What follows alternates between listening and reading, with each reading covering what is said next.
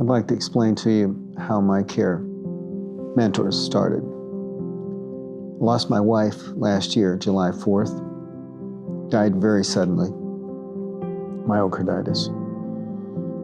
About 3 months after that death, I had problems, heart problems. I went in and got another stent, and then they said, I really need a pacemaker to protect me from AFib. I had no one with me. My children wanted to come back from wherever they were to be with me. And that would have cost a lot of money, and I felt unnecessary.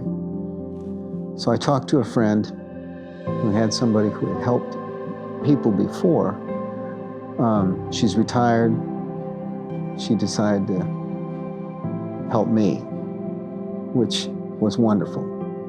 My name's Cassandra Clayman. I've been a physician for over 40 years. I retired from my private practice about 1.5 years ago. A friend of mine called and asked if perhaps I could accompany John to a couple of procedures. She decided she'd go with me. She'd go through this. She was able to explain what I was going to get. So she joined me in the first one I did. His wife had died, and he was feeling a little bit overwhelmed with what was going on, and also he had no family in town. Over the years, I've done this for family and friends, just because I think everyone needs a medical advocate, needs someone there to help explain things, because patients are very, very anxious. And when you're really anxious, it's hard to comprehend what's going on.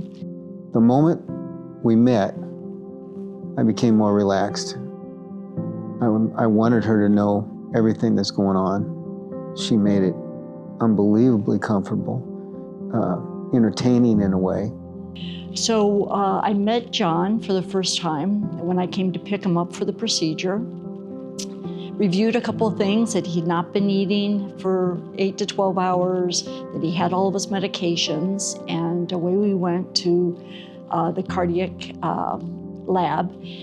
And at that point, I was with him the whole time until he went into the procedure. So I was with him when he checked in, made sure his medication list was correct, and then went into the room where he was, the vitals were taken, the nurse explained the procedure, anesthesiologist came in, and during these times I would be asking questions and glancing at John just to make sure he understood, and he was completely with me. There was no sign of anxiety, and he seemed very relaxed. She made a huge difference. I was so relaxed. I think she'll tell you, if she feels like it, she'll tell you that I was an excellent patient. Believe me, I've never been called that before in my life. So it was good for me, it was good for my children, it was good for the doctors and the nurses. And after the physician took him in for the procedure, he came back, the physician came in and very quickly explained what was happening and the follow-up.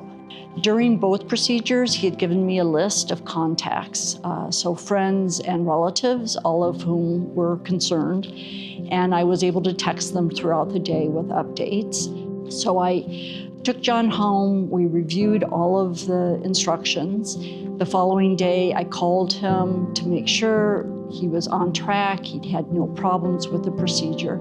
And a month later, he had the second series of procedures, and at that time, we went through the same thing. John and I spent hours together talking about everything, and I think it was nice for both of us. I got to know him better, and it passed the time. So it was just a really pleasant experience. And I just always think that somebody should have this sort of person available to them. It will help them immensely because all of their instructions are being repeated by this companion. And also the follow-up, making sure everything has been followed. And it's just that many fewer phone calls to the provider and specialists. So I think it's a really worthwhile endeavor. And all I could say is, at that moment I said, everybody should have this. That's why I wanted so bad to start a website and then an app that people could get on and find someone who's willing to help them. Obviously, it's not always going to be a doctor. It could be nurses. It could be somebody in the medical field that's comfortable and can help you through this. Thank you.